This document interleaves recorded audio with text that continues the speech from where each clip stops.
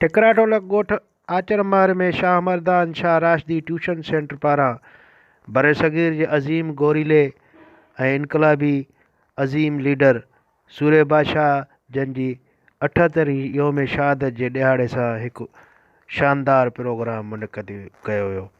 Programme में मुख़्तलिफ़ दर्जे जे शागिर्दनि ऐं शागिर्दियाणियुनि में सूरे बादशाह जन जी ज़िंदगी ऐं हुरगोरीला तहरीक जी बारे में तक़रीरी मुक़ाबला कराया विया, जंहिंमें मुख़्तलिफ़ ॻोठनि जे स्कूलनि में पढ़ंदड़ शागिर्दनि ऐं शागिर्दियाणियुनि जेके ट्यूशन सेंटर में ट्यूशन हासिलु कंदा आहिनि उन्हनि तक़रीरी मुक़ाबला कया।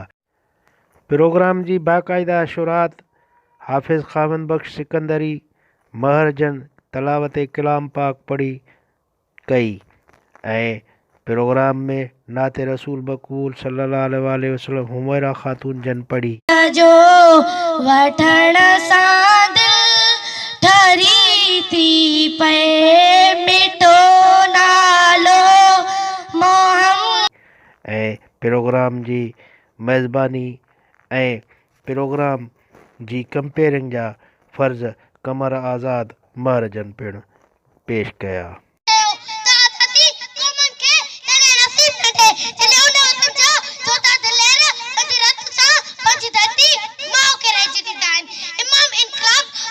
वालिद हज़रत सूरे बादशाह जे शहादत खां बाद हज़रत शाह मर्दान शाह ऐं संदसि भाउ मियां नादिर अली शाह ते जलाल वतन कयो वियो। कुझु नेक माण्हू कोशिश आला जे ज़िक्र में मजबूर रहण खपे ता जीअं ज़ाहिरी गुज़रन ऐं बेहुदिन ॻाल्हियुनि बाबति गुफ़्तगू कंदो ता संदसि दिलि में परेशानी ऐं ॿियारा वो साला वॾा अज़ीम दी आहे। सूर्य बादशाह जे किरदार ते असां छा था करे सघूं। आज़ादीअ जो हीरो या तो जेतिरो करे वो तमामु घटि आहे। सूर्य बादशाह जो किरदार फ़लसफ़ो पहाड़ वांगुरु मज़बूत आहे। नवंबर 1928 ईस्वी में जन्म थियो। संदन नंढपिण तमामु सख़्त इंतहाई हालतुनि में गुज़ारियो। वालिद हज़रत सूर्य बादशाह जी शहादत खां बाद लाइ मुर्शिद करीमन हुकुम जो सिर्फ़ इंतज़ार लाइ तयार हूंदा आहिनि। हज़रत सूर्य बादशाह ऐं उन जे हम मुजाहिदनि जी कुर्बानी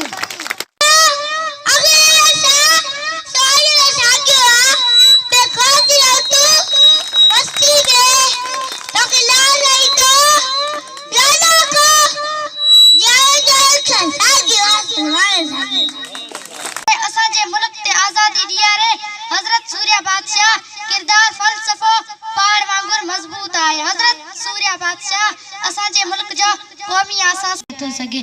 चवंदा आहिनि त हिकु मर्द पढ़ियो, हिकु फ़र्द पढ़ियो, हिकु औरत पढ़ी, घर पढ़ियो। ईअं असांजो मुर्शिद करीम हज़रत पीर साईं पागारो बार बार तक़रीर में फरमाईंदो त हज़रत मोहम्मद सल्लल्लाहु अलैहि वसल्लम ते बैकग्राउंड ॾिनी पोइ वरी आशिक़ान रसूल सल्लल्लाहु अलैहि वसल्लम जारी रखियो। पोइ वरी उन्हनि जी औलाद जो सिलसिलो त हज़रत इमाम हुसैन रज़ी अल्लाह ताला अन्हु खां हज़रत पर यकदम जवाब ॾिना हुआ। जीअं बिजली बटल त बिजली त हलंदड़ शइ अची वेंदी आहे। फोरू टोली संदरती जा पन्ना पाकत तॾहिं सिंज का दिलदार फज़ल सिंगार किया है। अरे भी दिलदार मां सूर्य बादशाह वर्ल्ड में सिर्फ रसद आए के बच्चा बन सुंदरती के कातिल अंग्रेज खिलाफ तारीख बदलार सा तरीका लाई ने तारीख का अंग्रेज मत के लोडे छड़ो है और तारीख की ताकत का अंग्रेज मत घबराई जी वही ने में राशिदी खानदान देता है जे मुरीदन ने दारो का सवाल मत करे हनो हुरनारा उनारा सूर्य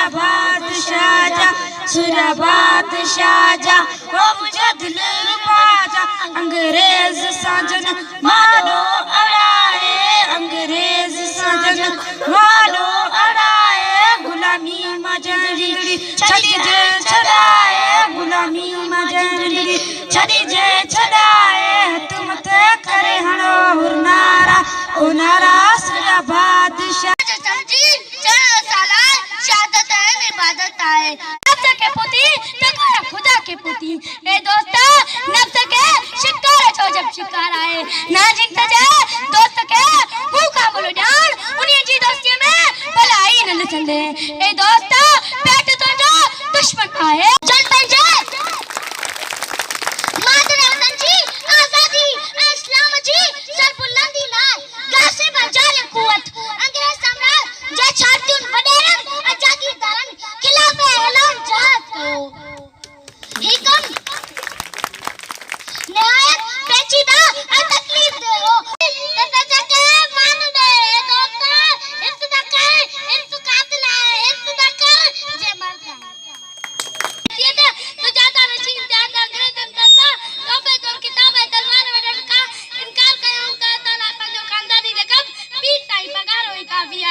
मुसलमान जो भरोसो अल्लाह ताला ते हूंदो आहे ऐं तलवार ते न वतन या कफन कंद कुरान कालाए। तकरीरी मुक़ाबलनि में टी पोज़ीशन मोहम्मद हनीफ़ उमर, ॿी पोज़ीशन बल्कीस ऐं पहिरीं पोज़ीशन इकरा हासिल कई। पोज़ीशनूं हासिल कंदड़नि तोड़े तकरीरी मुक़ाबलनि में हिसो वठंदड़ ॿारनि में इनाम पिणु विरहाया विया। प्रोग्राम में तकरीरी मुक़ाबलनि में हिसो वठंदड़ ॿारनि जे वालिदेन ऐं ॻोठाणनि जे वॾे अंग शिरकत कई ऐं हुननि ट्यूशन सेंटर जे इंचार्ज निसार महर खे खिराज पिणु पेश कयो।